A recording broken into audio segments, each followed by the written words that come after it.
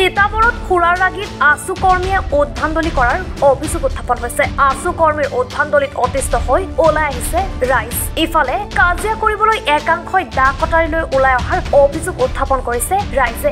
নন্দনাথ শইকীয়া মহাবিদ্যালয়ৰ সমীপত এটা ব্যক্তিগত ছাত্ৰ নিবাসত কৰা উদ্ভাণ্ডলিৰ অভিযোগ। ঘটনাৰ পিছতে স্থানীয় ৰাইজে উত্তম মাধ্যম দিয়ে আছু আৰু অসম সেনাৰ কৰ্মী। ঘটনাস্থলীত তিতাবৰ আৰক্ষী উপস্থিত হৈ নিয়ন্ত্ৰণ কৰে পৰিস্থিতি।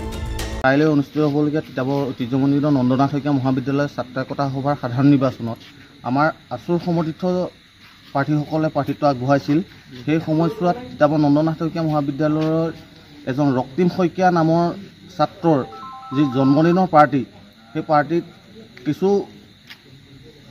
আপত্তিজনক ভিডিঅ' প্ৰস্তুত কৰি পেলাই আমাৰ যিহেতু ছাত্ৰ সন্থাৰ সমৰ্থিত প্ৰাৰ্থীৰ সম্পাদকজনৰ নামো ৰক্তিম শইকীয়া আছিল আৰু সেই যিজন জন্মদিনৰ পাৰ্টি দিছিলে সেই ছাত্ৰজনৰ নামো ৰক্তিমে আছিল।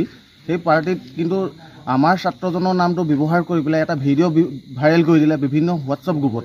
আৰু আমি যিহেতু ছাত্ৰ সন্থাৰ কৰ্মী হিচাপে ছাত্ৰ সন্থাৰ এজন বিষয়ববীয়াক যেতিয়া এনেকুৱা এটা বিশ্বাস অপবাদ দিয়ে, তাত আমি উক্ত স্থানত আমি বস্তুটো কি হৈছে তাৰ বাবে আমি বুজ ল'বলৈ আহিছিলোঁ।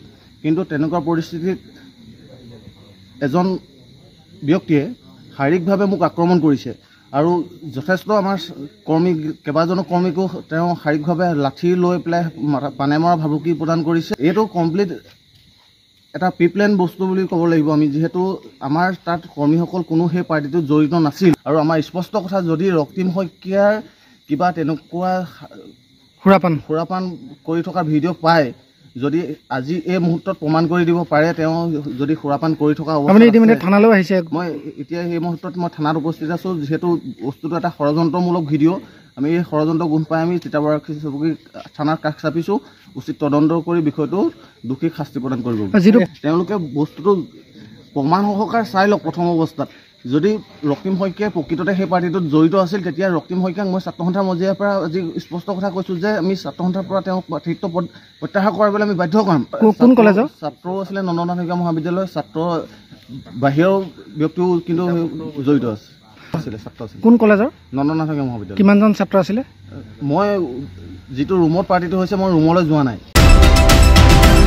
তিতাবৰৰ পৰা চন্দন কলিতাৰ ৰিপৰ্ট, এনি ভাৰত 24।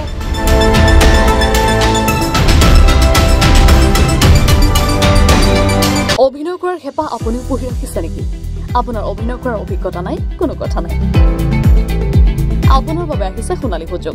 29 ছেপ্টেম্বৰত দিনৰ 9 বজাৰ পৰা নিশা 8 বজালৈ বলিউড তথা হলিউডৰ চিনেমাৰ বাবে অডিশ্যন হ'বলৈ গৈ আছে গুৱাহাটীৰ কাহিলীপাৰাস্থিত জ্যোতি চিত্ৰবনত। 5 বছৰ বয়সৰ পৰা 17 বছৰ ব্যক্তিয়ে কৰিব পাৰিব অংশগ্ৰহণ। পঞ্জীয়ন হ'ব বিনামূলীয়া। নিৰ্দিষ্ট ৱেবছাইটত কৰিব পাৰিব আবেদন।